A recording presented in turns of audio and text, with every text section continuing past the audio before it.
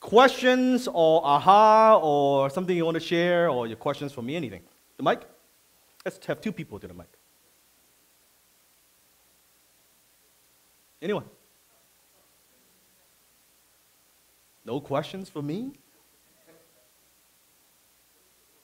Or aha moment? Some changes you're gonna make, or yeah, this kind of website, maybe I need something else. Anyone? Yeah, Stephen? Yeah, Mike. One applause, first of all. Say your name first, so during the name. Hello, everybody. My name is Steven Zhao. Stop. Hi, Stephen. Very nice to meet you all. So I had the great honor to have Ali, the speaker, later on to sit at our table. And an aha moment for me was when he said that when people get to your website, you're supposed to connect. They're supposed to feel connection with your website right away, because within 5 seconds, they're moving on to the next action, whether it's going back a page, whether it's scrolling down, or moving to the next part of your website. So instant connecting, building that rapport is very important. One applause. Wonderful. No more? No more? Yes. Yeah, please. Yeah.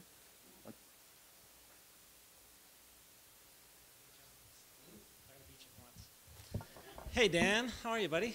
Hi, DJ. Hi, DJ. I think a question for everybody is, how do you difference between a personal brand site and authority site? And more importantly, where would you use one of those websites compared to somewhere else? Is that a good question?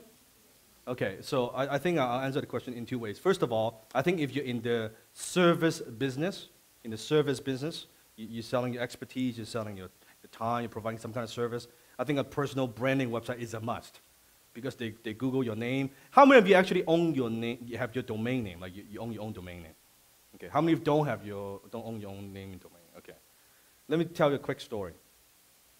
Many years ago, I used to work with a client, and she comes to me and says, hey, Dan, I want to do, she's selling a service, a consultant. And I told her, well, I think you need to register your own domain name. Okay, I'll do that. And she goes online and try to register through GoDaddy, and it's taken. Who took my name? What the hell is this? Okay, let me check. Okay, I type in her name, .com, and guess where it directs to? A porn site. A porn site. And not a typical porn site. Some kinky shit. And then I'm like, okay, that might not be a good thing. I didn't know you owned that business. Maybe you should work on that business instead. Anyway, so your own name, if you don't own it, I highly recommend own it, protect your name, number one. So if you're in the service business, personal branding website is a must. And also you want to have content there, so when people search online, they can see at least the first few pages is your stuff. And then you type my name, you find my website, that's number one.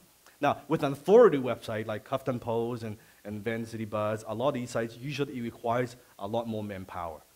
It's a bigger site. It's usually not just one voice, because your personal blog or personal branding site is one voice, right? Just you.